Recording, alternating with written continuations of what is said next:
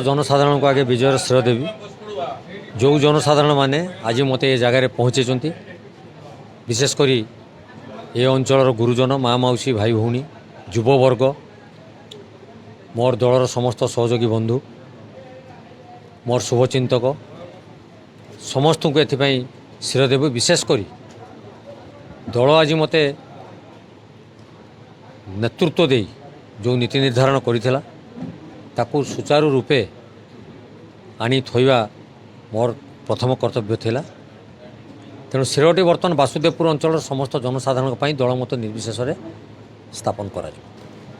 Challenge तो निश्चित थिला। विगत दिन में आम जितबार संभावना सृष्टि होते हैं खूब कम भोट व्यवधान आम पराजित होइतिलु। सेबेठारु आम निजर कर्तव्य एवं निजर कार्यक्रम चालू रखिथिलु। लोकंकर आस्थाभाजन होइथिलु, लोकंक द्वारा ग्रहणीय होइथिलु।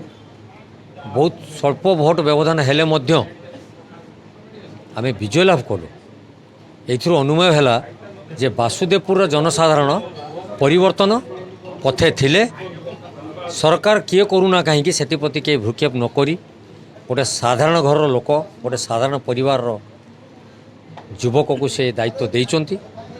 आगामी दिन में यार सुफल किपरि प्राप्ति हेबो मुझे जनसाधारण मतामत अनुजाई कार्यक्रम स्थिर करी।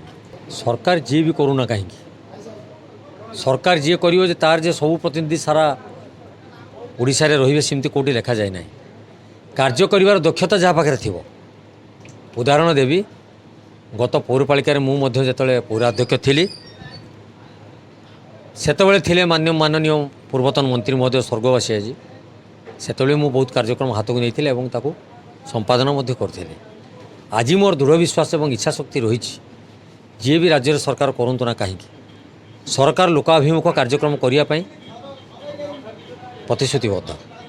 तेणु मुझे कहीं व्यतिक्रम हेबी मुझे सहयोग नेबी और सहयोग नहीं ये अंचल विकास काम करी। से तो कौन असुविधा हबार सृष्टि हबार प्रश्न उठुनी।